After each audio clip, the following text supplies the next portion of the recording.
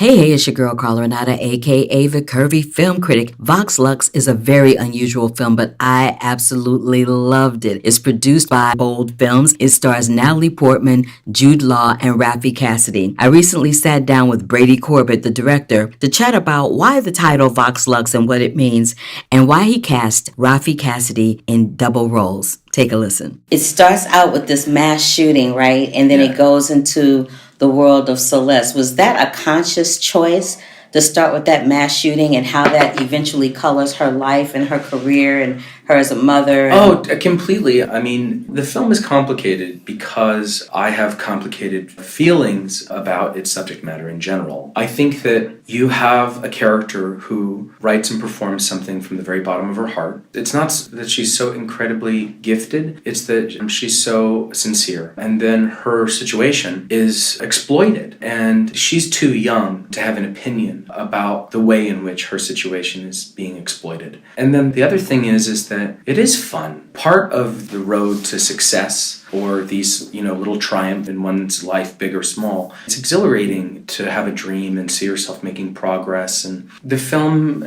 is proud of her accomplishments, kind of mourns her situation quite brutally and theatrically. There's this jump, and you see the result of everything that the film was building in the first half of the film. You don't see the leap itself, but you see, of course, at least with some reflection, you understand why. This character, she's incredibly affected. She becomes sort of a myriad of affectations, never really drops the suit of armor at any point in the film. You see her have a couple of breakdowns, but they are still disturbingly narcissistic.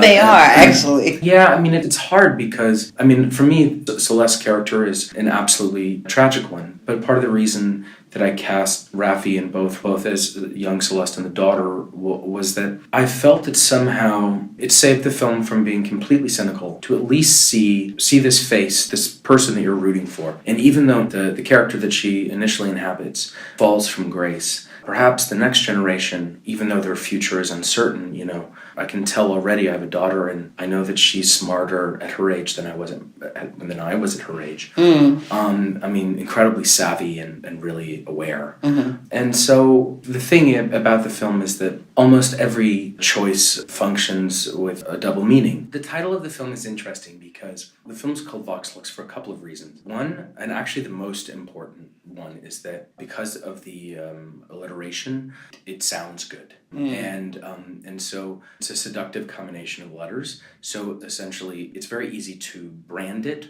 And because its roots are in something as archaic as Latin, the idea of rebranding something original and beautiful and rebranding it as that is very subversive to me and quite cheeky. And then finally, because of what it means, is it her voice of light? Is it mine? What is it illuminating? Because it's an optimistic, transcendental turn of phrase. It's actually quite beautiful.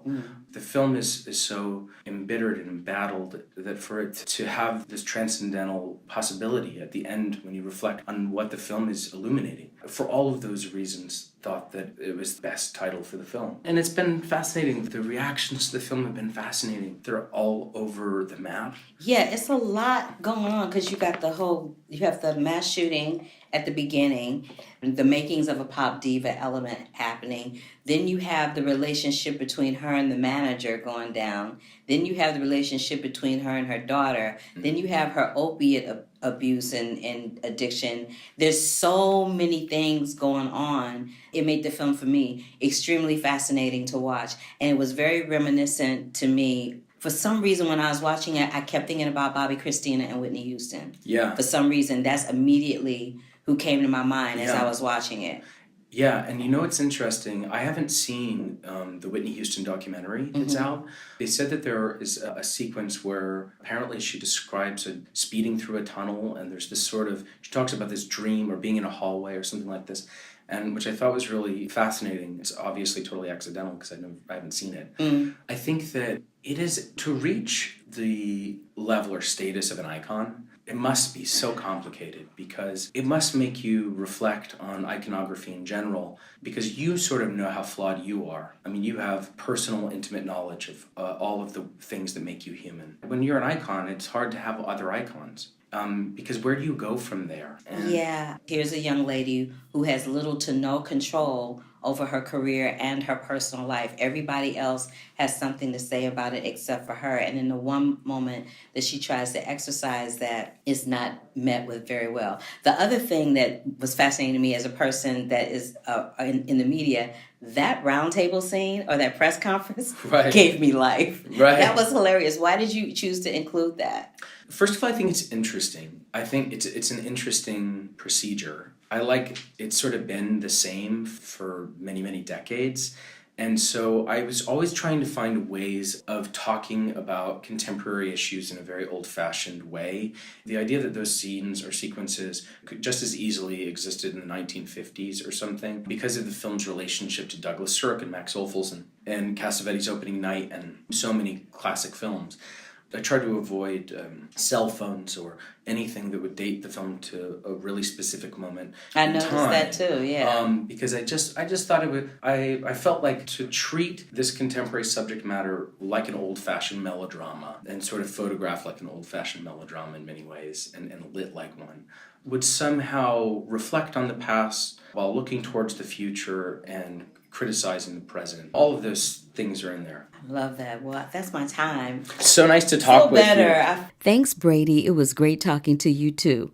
Vox Lux was released nationwide on December 7th. This is your girl, Carla Renata, a.k.a. the Curvy Film Critic. Until the next time.